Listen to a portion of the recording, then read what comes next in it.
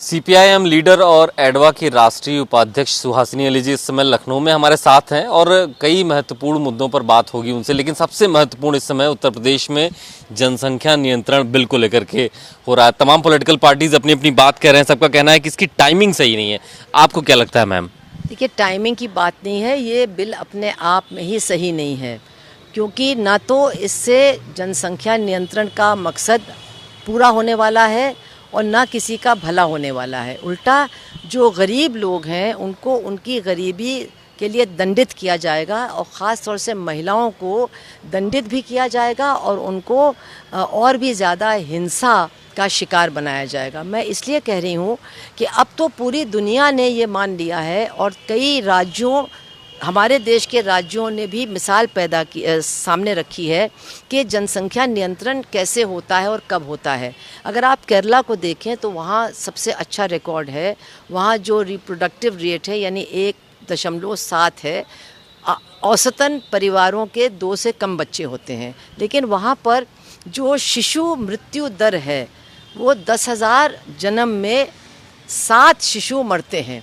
वो तो international level से भी कम है। और उत्तर प्रदेश में 10,000 शिशुओं में जो जन्म लेते हैं 47 शिशु मर जाते हैं। बहुत ऊंचा है हमारा दर।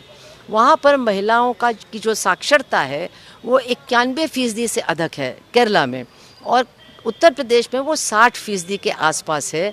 और इसमें वो महिलाएं भी शामिल हैं जो केवल अपना नाम लिखना जानती हैं। जो संस्थागत जन्म होते हैं उसमें केरला में 99% जो जन्म होते हैं वो संस्थागत होते हैं, हॉस्पिटल में या किसी हेल्थ सेंटर में। उत्तर प्रदेश में 67%। और इस कोविड काल में आप जानते हैं बहुत सारे अस्पताल और ज़्यादातर ये जो स्वास्थ्य केंद्र थे वहाँ कोविड के पेशेंट्स को ही भर्ती किया जा रहा था, गर्भवती महिलाओं को नहीं किया जा रहा था, तो और भी शायद बिगड़ा होगा।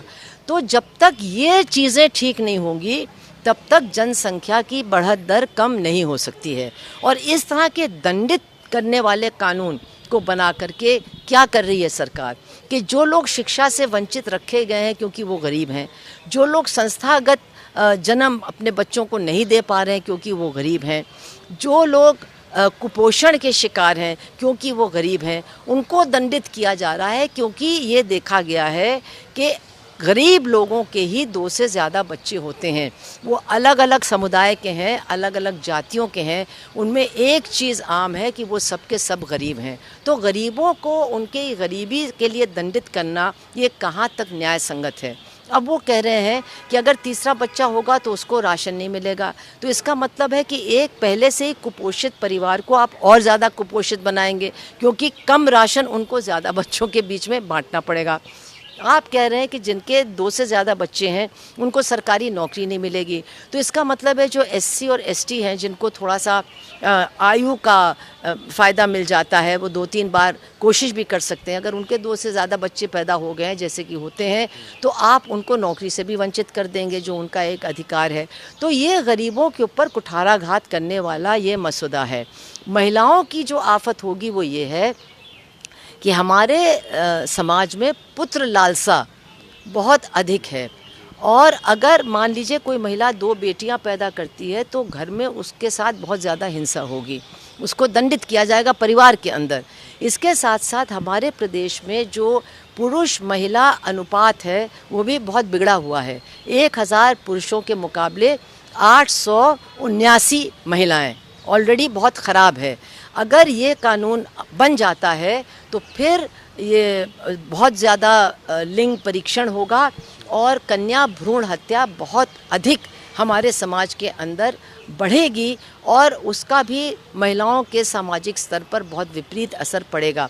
यानी चीन ने भी अब माना है कि 1 चाइल्ड नॉर्म से उन्होंने अपना जो लैंगिक अनुपात था वो बिल्कुल ही बिगाड़ दिया है। और अब जब बच्चे लोग पैदा ही नहीं करना चाहते, क्योंकि जब एक तरह से उन्होंने इतनी सख्ती की कि अब बच्चे लोग पैदा ही नहीं करना चाहते, तो अब वो देख रहे हैं कि उनका समाज बढ़ा रहा है, उसमें नौजवानों की संख्या बहुत कम है। तो हमको दुनिया और अपने देश के राज्यों के उदाहरणों से सीखना चाहिए कि दंडात्मक कार्रवाई करने से आप केवल गरीबों को ही दंडित करेंगे, महिलाओं को दंडित करेंगे, उनकी मुसीबतों को बढ़ाएंगे, उनके ऊपर होने वाली हिंसा को बढ़ाएंगे, और जो आपका मकसद है जनसंख्या बढ़त दर को कम करने का, आप उस तक पहुंच भी नहीं पाएंगे, बिल्कुल नहीं पहुंच पाएंगे। अब अभी हालांकि ये कोई कानून औपचारिक रूप से आया नहीं है, लेकिन लॉ कमीशन का कहना है कि हम प्रोत्साहन की तरफ ज़्यादा देंगे, लोग प्रोत्साहित हों, हतोत्साहित नहीं करेंगे। लेकिन अभी इसको लेकर के जो सवाल उठ रहे हैं, यूपी में इलेक्शन है 7 महीने बाद, तो क्या आपको लगता है इससे जोड़ सकते हैं? मैं इन सब चीज़ों में बिल्कुल पढ़ना नहीं चाहती हूँ, क्योंकि इससे हम डाइवर्ट हो जाते हैं असली इशू से। हमारा कहना है ये गरीब विरोधी है, ये महिला विरोधी है, और ये असफल भी प्रमाणित होगा, क्योंकि इस तरह से जनसंख्या दर को नहीं घटाया जा सकता है।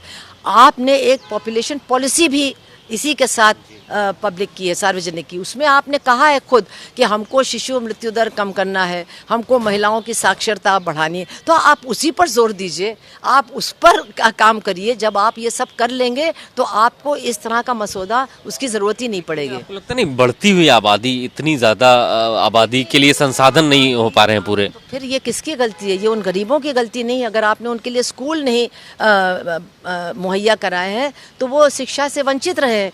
अगर आपने उनके लिए स्वास्थ्य केंद्र नहीं खोले हैं तो वो अच्छे डिलीवरी से भी वंचित रहते हैं। अगर आपने उनके कुपोषण को दूर नहीं किया है तो कुपोषित महिला तो बीमार बच्चे को ही पैदा करेगी।